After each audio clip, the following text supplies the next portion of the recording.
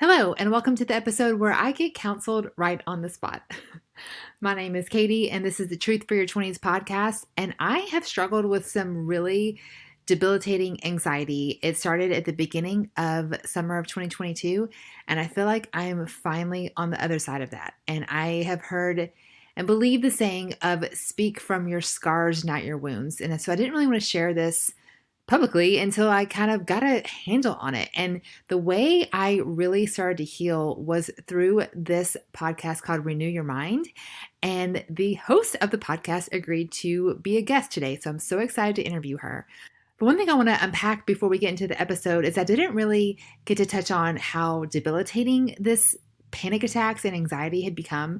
The feelings of panic kind of exasperated into just feeling trapped in all kinds of random places. Like even a booth at a restaurant, if I was in the inside, I felt like, oh my gosh, I can't get out. And I felt trapped. And that would lead to feelings of anxiety. I talk about this on the episode, but at the very beginning, when I didn't really understand what was going on, the anxiety was so bad, my mouth would just outbreak in canker sores, not fever blisters. Those are contagious, but canker sores, which is just a sign of stress. And it was so painful, like I couldn't even eat, which would lead to headaches. It was just a disaster. When these panic attacks began at the beginning of summer, I knew I eventually had to fly, and I was so nervous about flying. And I had so much, most of it was in my head, as these feelings are, but I just had so much anxiety over irrational things, most of them, and sometimes, legitimate things that we should be worried about. And renew your mind was something that like the Lord was telling me, like renew your mind. And when I found her podcast, which is called, Renew Your Mind, it was so healing for me. And this conversation is also just beautiful. And I love the way she unpacks how we deal with anxiety. So I know you're going to love this episode. But before we do, I want to share the review of the week. If you are new here, we are trying to get to 250 reviews on iTunes, and I give you a shout out. If you leave a review, I will hopefully read your review on the podcast. So here is a review from January 10th. It says, I was scrolling through TikTok when I saw a post about this, specifically about this most recent episode. The way I have needed this podcast. I have struggled with literally everything she talked about, and it truly helped me get out of the awful rut that I'm in. I've prayed and prayed for help getting out of this feeling of darkness, and this was the answer God sent for me. Y'all, I mean, who says God can't use TikTok or a podcast or whatever else? I am so thankful for this review, and we've had a lot more since the last time I've read, so I look forward to reading your new reviews, hopefully, and maybe a few more of these, but I'm so thankful for all of you. All right, I can't wait any longer. Let's get into this episode. If you are in your 20s hoping there is more to life than boys and Bacardi, you are in the right place. Katie Balmer has been a keynote speaker to over 60 colleges nationwide, encouraging 20-somethings to realize their worth, find their calling, and not date dirtbags. But seriously, Katie is an author, viral TikTok creator, wife, mom of 2 girls, and your adopted aunt that you never knew how bad you needed. Ready to have some real conversation tackling the hottest topics? This is the Truth for Your 20s podcast. Hi, my name is Katie, and this is the Truth for Your 20s podcast, and I'm so excited to have the host of the Renew Your Mind podcast with me. I found this beautiful woman because I needed some renewing of my mind. I started having panic attacks. We're going to get into it. This is basically a live call with me being mentored, counseled, all the things. Hi, Diana. Hi. Oh, this is so fun. You and I have no idea what's going to happen. I'm so excited to be here. Good things are going to happen though. So I reached out to this wonderful woman. I was like, love your podcast. Been so helpful. I would love for you to be a guest on my podcast. And I'd love to tell you why, but I really want to record that conversation live so it could be, off the cuff and her, first evaluation of all the reasons I needed for renewing my mind. So we're just going to go for it. Let's go. Hello, my friend. So this past summer, went on a camping trip with my 2 daughters, my best friend and her daughter. This is a girls trip we've done for like 4 years, and camping in the woods, of course, as you do in a tent, like the actual camping, there's no RV or cabin or whatever. And I found myself legit like having a panic attack. Everyone was asleep. I'm laying on the air mattress. Like I have everything I need. I am not dying, but I started to think, oh my gosh, how would I get to a bottle of water if I needed one? Oh my gosh, what if I wake up hungry in the middle of the night? Like I have to, there's food in the cooler in the car. Where are the keys? What if I can't find my chapstick? And I cannot live without my chapstick. Just like all of these little, again, my life was not in danger, but these little things that was making me freak the heck on out. Like heart racing, like all the things. I was just like totally undone. I probably laid there staring at the sky until 3 a.m. It was lovely and worked myself into such a frenzy. I came back like 2 days later, my mouth outbroken in canker sores. Like I could not even eat. I Mm. was getting headaches because I couldn't eat. I was grumpy as all get out. You can ask my husband. Like I was like, "What in the heck?" And so at that I was like, "Well, maybe I just had the wrong toothpaste." Like I just was like, "Okay, whatever with that." Well, we later went to Hilton Head Island to visit my dad, and I have been on his boat 40,000 times. My dad actually lives on a boat in Hilton Head, so fun fact. We get on his boat, and again, I started having like a panic attack. It was a feeling of like, "Oh my gosh, what if I can't get off? What if?" And I was like, "Okay, this is not just," and then after I broke out into the canker sores, and I'm like, "Okay, this is not just my toothpaste. I'm worrying myself into a frenzy." And the reason I want to talk about this on my podcast is obviously, for therapy. But I started having conversations with girls. I do online mentoring, and this would just kind of come up in random, and people would be like, "Oh my gosh, I freaked out too." We were blaming maybe travel after COVID. There was just different reasons that a lot of girls could relate to this conversation, and they were embarrassed, like, "Oh my gosh, but it's so embarrassing." Like, who freaks out over being in a tent? Like, who freaks out over being on a beautiful yacht in the middle of Hilton Head? Like, these were ridiculous things to have a cow over, but it didn't matter because I was totally freaking out. I love it. Well, I would say the last thing I like to write things down as I'm talking to people, so I wrote a few things down, but the last thing I wrote here was who freaks out? And then you gave several Yeah. examples. Who freaks out?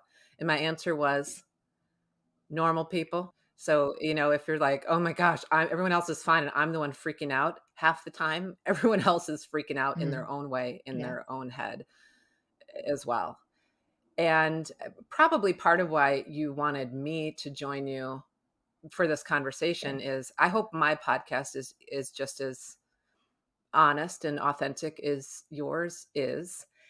And the whole reason I started doing what I was doing was because I had tried to be like a good Christian woman my entire life, do all the right things, go to church, be in Bible studies, have decent friends, get married, stay married, have a couple kids, volunteer at school, recycle, say kind things to the clerk at the store. And I'm like, if I do all this stuff, everything will be great. And yet I was waking up with anxiety every day. So you probably reached out to me because you're like, okay, she knows exactly what I'm talking about here. And let me see what she has to say. But because I have found and now use some, Yes. well, I kind of made my own tool to help me slow everything down. Because what you have going on, here's another thing I wrote down, is what if? When the brain spins in what if, you will put your brain into it could be a Mm, panic mode, but it could just be stress, anxiety, doubt, uncertainty, confusion, all of those. So for some people, it'll just lead to feeling like they're stuck, and other people, it might go all the way to panic. But it's all coming from the same thing. So I used to wake up every morning, and my brain would go, "I'm supposed to be worried about something. What is it?" And I'd start cycling yeah. through my life before my feet even hit the floor. Are our bills caught up? Is everything out at the curb for the trash? Is the furnace working? It broke down last month. Oh yeah, that's working. Like, oh, what is it? What is it? What is it? And I would keep going until I found something I could latch onto and worry about and feel anxious about. And I don't know, there's so many speculation I study psychologists all the time. There's so much speculation about why. I don't even care why. Mm, It's just something that happens to all of us. And instead of trying to figure out why, there's lots of reasons. And we all have different ones based on our yeah. own upbringing and influences and surroundings and circumstances and education and all of it. So what? What can we do to get ourselves out of it? So I I just went deep dive into trying to figure it out. So I got mentors, I had my church mentor, I kept reading books. I became certified as a life coach, and I started going to these master level trainings, and finally I was like, I have something that's actually helping. So I just put it together in a really simple tool, and I'm going to use this with you today as we keep talking. Bring it on, It's sister. just three things. To in any moment, whatever's going on, if you're in the tent, if you're on the yacht, if whatever else it is, if we can just like, if it was like a movie or something, we're watching Netflix, we can grab a remote and we can hit pause. Whatever it is in our life, we're just going to hit pause, and we're going to look at three things. What do I think? What do I feel? What do I do? I'm telling you, this is the magic. This is the magic sauce to getting more emotionally healthy. If you want to do it, you can get help from other people. And a lot of times we need help from other people. And sometimes anxiety could be chemical imbalances or hormonal imbalances that need to be adjusted. And so you still want to do that. This isn't in place of any of those things if those are appropriate. But a lot of times all we need to do is hit pause and examine, what do I think? What do I feel? What do I do? And what if I changed one of these? What would happen? And I'm telling you, one little shift in one of those things can change everything. So I'm looking forward to like checking that out with you and seeing what we find out today. Oh, okay. I'm so excited. Yes, and I do want to mention, yes, 100% this is why I found you, because when I realized something's awry here. I was like, well, what does the scripture say about this? Renew your mind. And I knew that in these instances I was safe, but I wasn't reacting in that way. And so how can I fix that? And so I'm like, oh, renew your mind. That's my first step. And Googling your podcast, it came up and I'm like, I love this girl. I love this woman. You're just clear. And as you said, you've been there. You're a woman who woke up, where do I go? And so yes, just really related and was like, I binged like 1,000 of them and recommended it to all my friends. Anyways, so yes, and that's where I kind of am today. I feel like since then there's been a lot of healing, but where do you want me to go next to kind of unpack this? Well, why don't you tell me? Let's just take a look into this. Sure. Let's find one recent time where you Okay. had this kind of panic thing going on. And I want to give you some, I call them tools, but it's like little strategies or tools to, if we were to like look back on it where we can hit that pause now, especially that it's over. Sometimes pausing in the moment's really hard, but once it's passed and we want to go back and examine it, we can start examining it and then pause right in a moment. So let's do it. What's one time recently where you felt some of this panic or anxiety come up for you? You want to go back to the tent when it first happened? Wow, you get to pick. Could be something just recent, or you could use that event, whatever you want. Well, I purposely scheduled this with you after I knew we were getting back from a cruise. I won a cruise through work, and I was like, do I even I had the opportunity for a free cruise to go to work, but I'm like, do I even want to go? Because that means I am on a boat that I cannot get out of with history of freaking out in said situation. But I did the dang thing, Diana, and I'm so glad. And I look back with 100% thankful, and it was very good. But yes, there was a moment on the ship when we first walked down the hall, with no windows, feeling very small, getting to the room, and it was big enough, but it's a cruise ship and it's small and the teeny tiny bathroom. And I was like, having a little bit of like, okay, okay.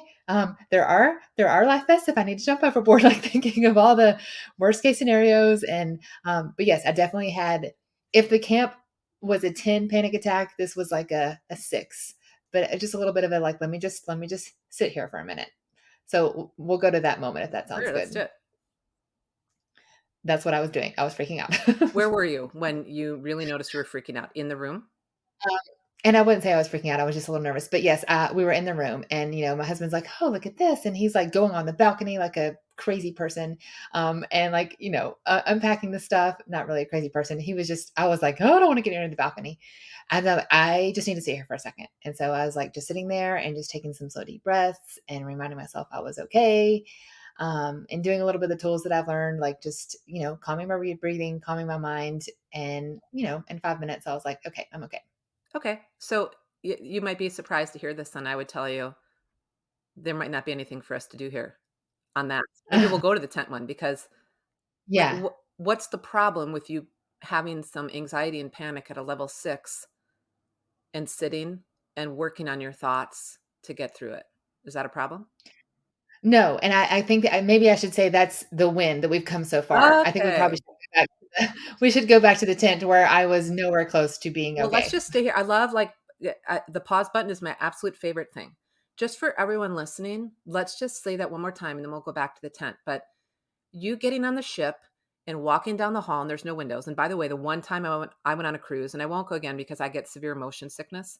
I mean, in cars, even when I'm driving, I might get motion sick. So I don't. But when I was there, my room had no windows.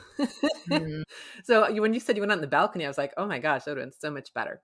But what yeah, I want to pause and say here is going down the hall with no windows, getting to your room, feeling, having thoughts like I'm stuck and I'm feeling the panic and all the what if stories, and then sitting on the bed and breathing while your husband does whatever, and you like recentering yourself on what's true. yeah, Okay, you probably, what if, and you might even had some thoughts like lots of people go on cruises yeah, and very few people have problems. Like right, 99% or 99.9% of the people that go on cruises never have any safety or illness issues. They just have yeah, a fine time and there's not a problem. So it's not a problem that you had some anxiety or panic come up. That still happens to yeah, me. I feel like my anxiety, if it used to be like running at 60% of the time in my life, now it runs at 10% of the time. yeah, Awesome. But I'm a yeah, human that's being. good, I'm a normal human right, being, and I'm going to have those moments. yeah, So that's why I just really want to pause. And anyone listening, that is a win. yes, That's not a problem. That's right. just being a human being with a brain and emotions. That's why I feel like That's I've it. come so far. Like I was excited to have this conversation after the cruise because, it's certainly possible that I would have freaked out a lot more and it would be like the tent situation. And I'm thankful that it wasn't. And I think I credit that to listening to the podcast, finding these tools. But yes, I mean, this was 6, 7 month process of, oh my gosh, where did this even Yeah. come from? To yeah, a six, probably even a five of a like, I'm not comfortable right now, but I know the tools to bring myself down. So And it's okay to not be comfortable sometimes. yeah, I think we always have to like, oh no, I'm panicking. Panicking is bad. I shouldn't be panicking. I'm doing this wrong. No, panicking's not bad. It's your brain doing normal function. Our brains were designed to look out for danger and keep us safe. God made our brains amazing. If we open our back patio door and there's a bear there that gets on his hind legs, we're not going to think, what should I do now? right, No, our fight or flight response is going to kick in and we're going to shut and lock that door, hide in the basement and call 911 yeah, without even thinking, what should I do? That's how fabulous our brains are. mhm, Sometimes that kicks in when there's not a real danger. mhm, Sometimes it kicks in because some thoughts pop up that trigger our brain to think there's danger. And that's normal. yeah. Do you know that you can book a call with me? Yep, just you and me. We can talk about boys or faith or finding your calling or what you want to be when you grow up or anything in between. My passion, as you know from this podcast, is to be who I needed when I was younger. And I book online mentoring calls all throughout the week. I have a calendar where you pick a time that works for you and we just set a phone call, date, and make it happen. Usually I'm walking around my neighborhood. You can do whatever you want, but we're going to just get to all the good stuff. Sometimes all you need is an unbiased third party who has your best interest at heart. I want to be your adopted mom, cool aunt, best friend, whatever you want to call me, but let's get real. Let's get honest. I would love to be your mentor. Check all the information at katiebulmer.life. So let's go back to the tent. Okay, let's go back to the tent. I just it was in May, Memorial Day weekend, and so the weather was pleasant. It was nice. It was so at night, but I was like sweating. I could feel my heart racing, and I try and calm myself down and get cold and put the covers on me, and then freak out again. And I mean, every fear you can think of. I have a friend on Facebook, high school friend who I haven't talked to in a million years, but they went camping and a tree limb fell on her son. And so of course I'm checking out the trees. I'm thinking about that. I'm thinking about all every worst case scenario that could possibly happen. I am playing through my brain. And it's not shocking that I was Yeah. Yeah. freaking What happened to her son, by the out. way? He's okay, but I mean, he was at hospital and it was very serious for a while, but he's okay Okay. now. Again, that sounds like a normal experience. Not Yeah, one where we usually like, "Oh, no, we need to hide out because there's trees in the world. right. I better stay Yes. inside." No, you're so right, and I remember you saying that, even, like, fearing getting in a car accident, like, how many more times have I gotten in the car and arrived safely at my destination than been in even a fender bender, you know? Yeah. Like, I was in one bad car wreck in college, um, but I'm still here to tell the tale, you know? Like, and so why should I fear every single time? Like, that's just silly. So, Yeah, anyway, like, if those we are look things at you helped me with. just real quick, and then we'll go back to the tent, but, like, statistically, so if we use the driving in the car, 99.99999% of the time that I drive in any vehicle, there are no mishaps. Yeah, And so, like, if you were gonna go in to have brain surgery to get rid of something, and they're like, "Do you wanna do the surgery or not?" And you're like, "I don't know, brain surgery is a big thing." And they're like, "Well, there's a little small tumor in there that's growing. It's not cancerous, but it's just gonna keep growing, and eventually it'll cause a major problem. But mhm, with this surgery, with the size this mass is right now, the success rate is 99.99999% rate that the tumor will be totally gone. You'll heal 100% and you'll have absolutely no issues. But if you leave it in, you will have some. So, what do you want to do? You're like, oh my gosh, those odds are fantastic. Sign me up. yeah, yeah. Okay. So, anyway, we No, freak that's ourselves great. out about these like crazy things that will probably never happen, Yeah, when if we really critically thought about the odds and all that, we'd be like, "Oh my gosh, yeah, yeah, that's not a problem yeah. at all." Okay, so you're in the Exactly. tent and you're sweating and panicking.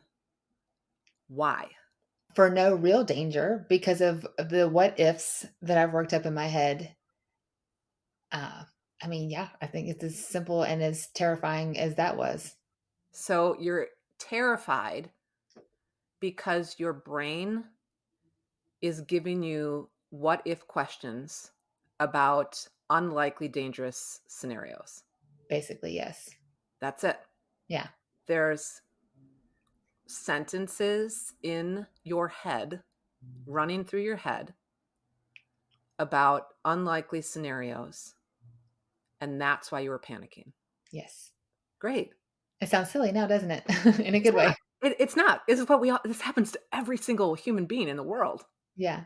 Well, maybe not the Dalai Lama and a couple other, mind gurus who just are at peace no matter what. But it might sound silly when we talk about it, but the reason that and this is the kind of conversation I love to have all the time. The reason we do this is because it's like, oh, we've seen a different perspective. Oh, this isn't like hard to understand phenomenon that's happening. What we've got here is something that makes sense. There are thoughts in my brain that are scary, so I feel Yeah. scared. Aha, got it. And in doing that, Mm, we can see I have some yeah. I am actually I'm actually the one who can control what I think. I've done it before. Like, my brain just doesn't do thoughts autopilot all the time. There are times I think things on purpose.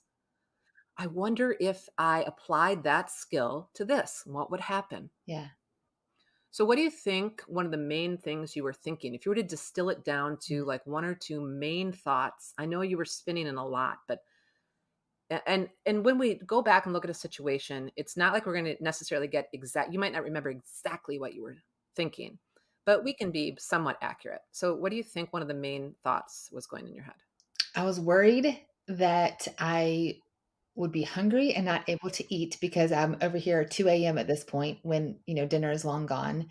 And something deeper, I have had hypoglycemia issues, like when my blood sugar gets really low. And so then, while I have never had any serious episodes, of course, fear, not getting food, being hypoglycemic, you know, I get migraines.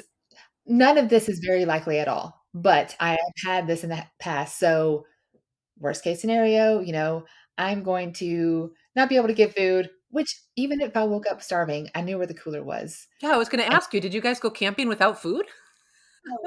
no, but like even I'd have to wake everyone up, go, because it's like 4-person tent, get outside, fumble in the dark to find a cooler that I just saw a raccoon by because I'm staying up late, like staring at the window.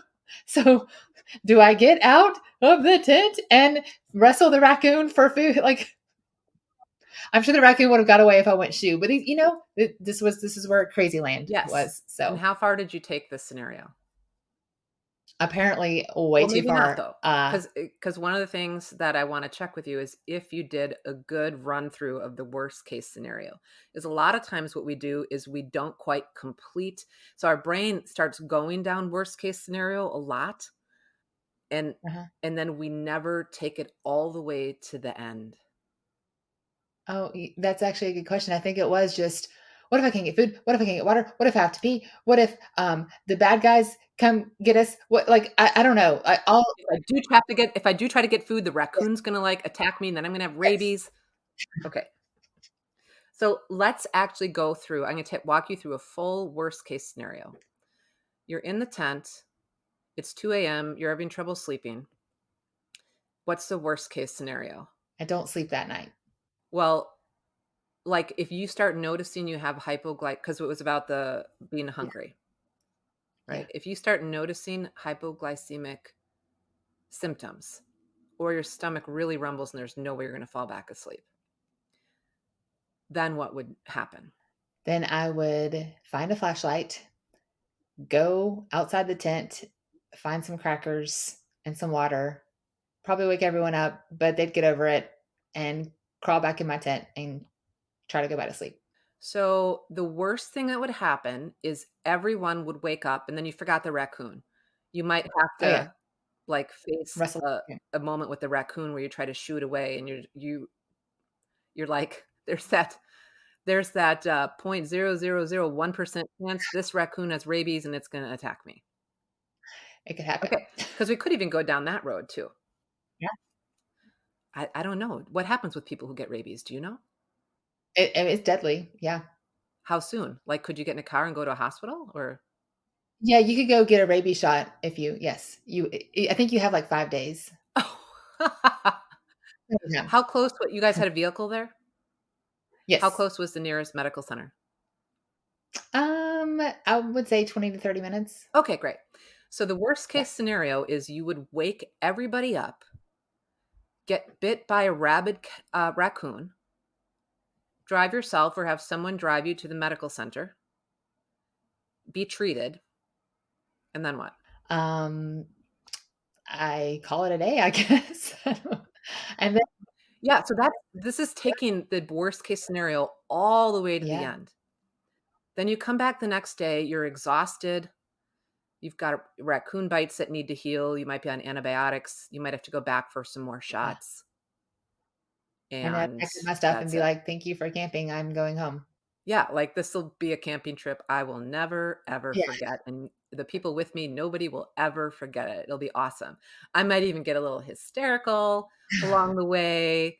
yeah, People might be a great story we'll laugh about next time we go camping, yeah, but, like, that's the worst that could happen. yes. True, and that's actually healthy to think it all the way out because if All the way through, you're it in the stops the halfway brain swirl, spin. yeah, the halfway swirls, you get dizzy, but if you swirl it all the way, you're like, "Oh, that's not so bad." Yes. Oh. Oh, okay. And so this can happen with all sorts of other things. People listening, if you're worried about money, what's the worst thing that could happen? I'm going to be short on my money for bills this month. Okay. Then what will I do? Well, because let me Mhm. just think back because I'm imagining. I know your listeners are younger, and so it's before we hit our stride in our careers, and we actually have enough money for our bills. Sometimes, some people have been lucky these days, with some good paying jobs, but a lot Yeah, of us, when we're young, are still paycheck to paycheck. So I was like, "Oh my gosh, we're not gonna have enough money." Sure enough, we didn't. I was $50 short for my final bill of the month. And so I was like, "What am I gonna do? Maybe I could ask my friend wow, for $50 for the cable bill." And there probably were a lot of other options, right? I could even call the cable company. I'm $50 short. What do you do? Can we roll this? Can we split it over the next 3 bills? I mean, energy companies do that. I don't know if the cable company does. There could be a lot of other options.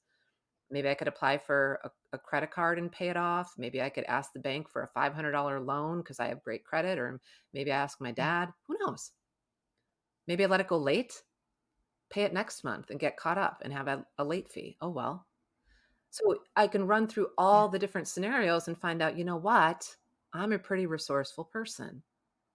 I can figure this Yeah. out. We can look back on our life for tons of evidence of how we've figured things out. You know what? When that thing happens, I do figure it out. Like when my son was 21 and he got in a car accident and I was at a store with my daughter and I got a phone call on the checkout line and he said he was in an accident. And I was like, I was a life coach at this time. So I was like, I'm going to do what I tell people to practice. I'm going to practice this in the moment right now. What a great opportunity. What do I need to ask? What do I want to ask first? Are you okay? He said, I'm okay. Great. Next question. Where are you? He told me where he was. Next question. Has anyone called the police? Yes, someone called the police. Great. I'll be there in 5 minutes. And then, because that's how Mhm. far was it? I said, in my head, then, I'm like, I have no idea what's happening. Now, I could make up a whole bunch of stories about how terrible this is. We're going to need to shop for a car. He's going to have a concussion. He's going to be at the hospital. What if insurance doesn't pay? Blah, blah, blah. I could start running through all this. Or I could choose right now to just decide I will just take this one thing at a time. Because whatever happens, I'm a really smart person. And I'm going to figure out the one next step and it'll be fine. And so I did it the entire time, all the way through him having chiropractic appointments, dealing with the insurance company with him because he was only 21. He needed some help to be Mhm. reimbursed for things, buying him a new car. And I decided I'm just not going to panic once through this whole thing. I just wonder if it's possible. And it was. If I just was like, I'm just going to do the next thing. So when you're in the tent and it's like, what if we did run through that whole worst case scenario, right? And then you can realize, but that might not actually happen. And so if something does happen, if an animal starts scratching at the tent, if a tree limb falls, if I wake everybody up, if I end up having hypoglycemic symptoms and I'm ill tomorrow and I have to go. Yeah. You know what? No matter what it is, I could probably figure out the next step. Yeah, I mean, you just helped me so much. Like, so that was the beginning of the summer, and then I start traveling for speaking in the fall. So, like around August, actually, I think was my first plane trip after that. And so, because this history, I think it was the feeling of feeling trapped too, feeling I couldn't get out, and so led to the freaking out on my dad's boat. And then I knew I had to be in an airplane, and so I think what was so interesting though is the fear of me freaking out was way worse than actually being on the airplane. 100%. I get there and I was like, "Okay, it's a little tight. Okay." But I got in my seat and I took some deep breaths and it was lovely. And I sat by lovely people and I had a window seat and I think the tendency is, okay, it sounds scary. I'm just gonna not travel. I'm just gonna not do things. I'm just gonna like lay low. But I think I'm curious your thoughts on this, but I have found that the cure is just going forward and just doing the things that scare you and proving to yourself, like you said, I can do hard things. I'm a resourceful person. I can do this. Yeah. So when we first started talking, I mentioned the three things I'm always focused on when I like hit the pause button: what you think, what you feel, what you do. You can choose to change any one of those and it will change what's going on. So with that worst case scenario, we worked a lot about through what you think. Yeah. And so first you were thinking a bunch of what if stories and spinning in them. And so by going all the way through the worst case scenario, you're able to stop the spin. And then you could choose, what do I want to think? And I kind of got you there without being so like direct about it. Like, whatever, if something happens, I'm a resourceful person. I can figure out the next step. I've done it before. Like that could be a thought that you adopt in a moment like that. When you do that, instead of having the feeling panic, you have the feeling of competence or peace or some, even relief. And honestly, when I say you need to change what you think, what you feel, what you do, if you're going to change what you feel, you have to change what you think. I mean, they're all linked together. They're all linked together. So I like to start with changing what you think whenever you Sure. can.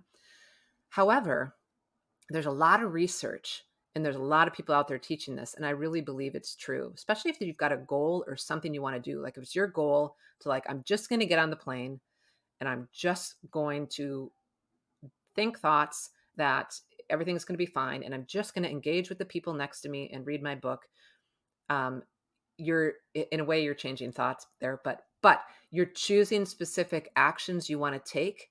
And then when you take those actions, it's like a cycle. It's a big loop. What you think, what you feel, what you do. And then what you do changes, what you think changes. So once you were on that flight and it was going okay and it was lovely, what do you Mm. think you were thinking about flying? No, it's so funny because I've always loved flying. I've always loved, and so I was like, where did this even come from? This fear of traveling at all. And so I think I'm answering your question correctly in just saying that I was like, I love this. Like I love this again. And where did all that fear come from? Yeah.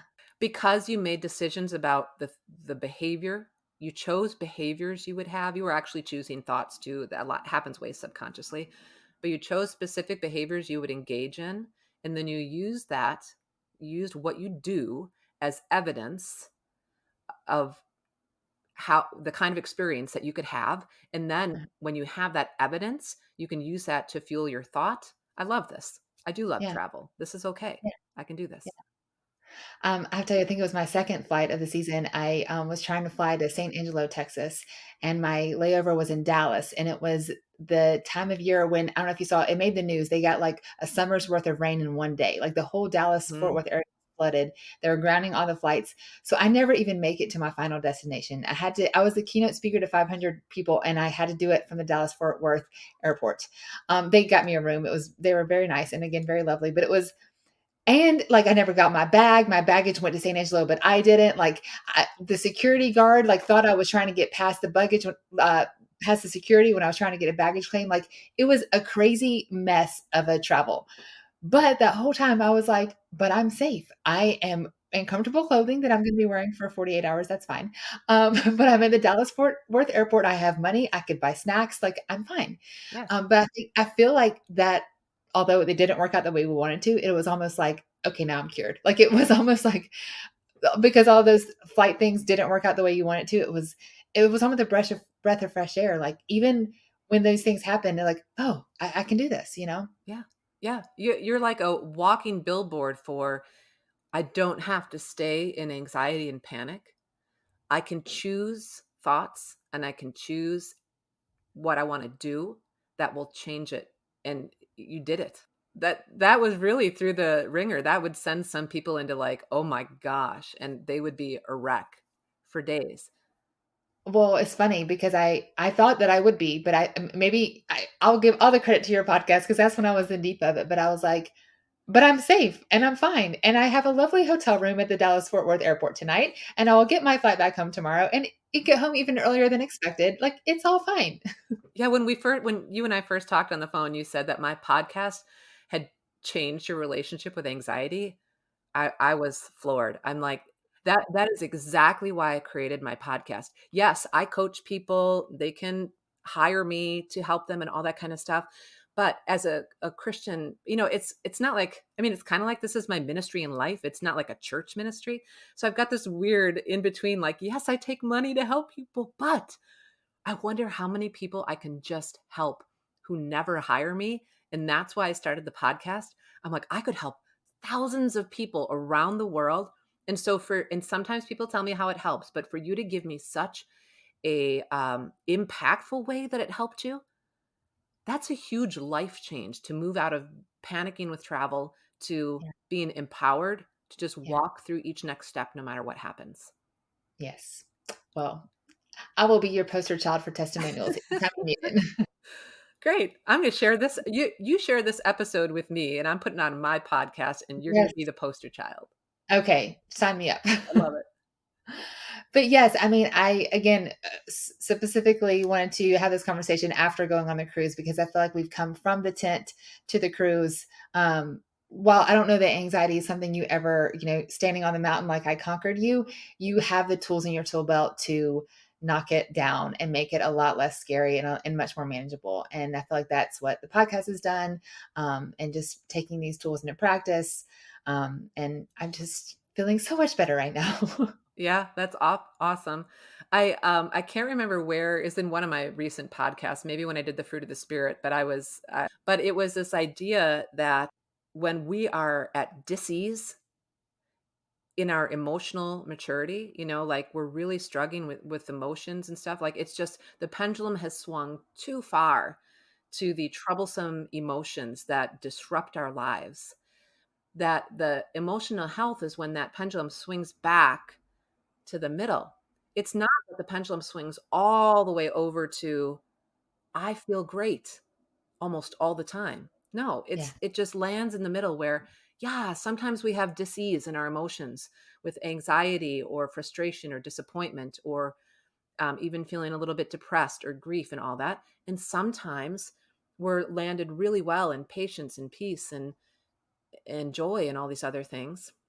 And then, but a lot of times, we should just kind of be in the middle where we're capable of feeling all of it. And none of it means that something has gone wrong. It's just, this is the human experience. We're just feeling all the emotions God gave us. It's how we move through life. The emotions are there to help us process our experience on earth. So there aren't any of them that aren't helpful. I even thought once, and I think I even said on a Facebook Live, like, overwhelm Yeah. isn't helpful. And I was like, no, wait a minute. Sometimes having the emotion of overwhelm is helpful because it can be a beacon of something that you need to change in your life. And so that emotion has come up, it's talking to you, it's relating to you, it's part of your um, Yeah. experience to know what do I need to do to move forward to bring myself back into that balance so my pendulum's not too far one way or the other. So every emotion's helpful. We never need to judge ourselves for having them.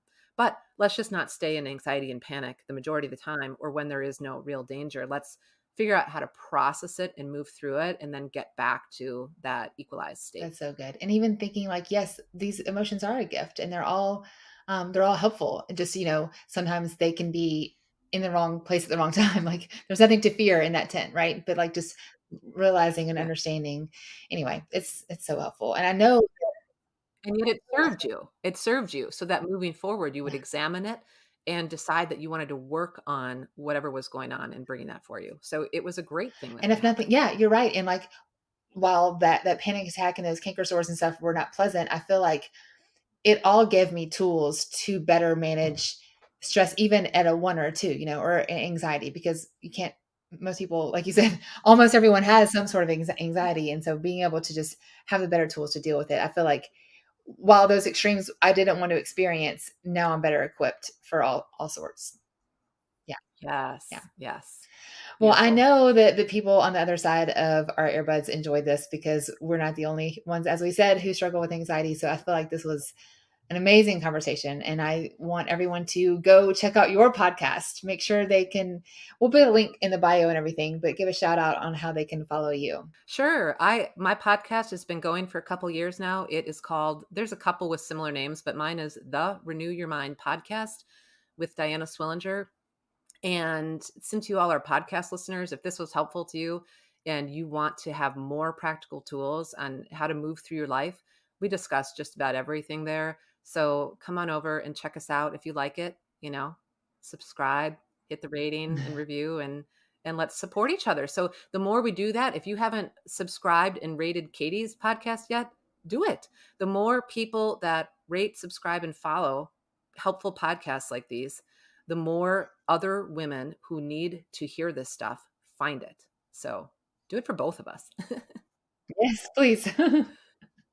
Well, thanks for that shout out too. I usually ask for reviews, so appreciate You're that. welcome. Um, I am so thankful for this conversation and I can't wait to share it with the world. You are a blessing to me, and I'm sure you will be to everyone on the other side of our earbuds. If you enjoyed this episode, I would enjoy you sharing it with a friend. If you take a screenshot and share it on your social, make sure you give me a tag at Katie Bulmer Life, and I will definitely make sure I respond. And thank you so much for sharing the love. Hey, and if you're new to the podcast, make sure you scroll back. We have over 100 episodes interviewing experts and 20-somethings and everyone in between, tackling all the hottest topics you wish you knew, but maybe just don't. This is called the Truth for Your 20s podcast, and I'm so thankful that you are here.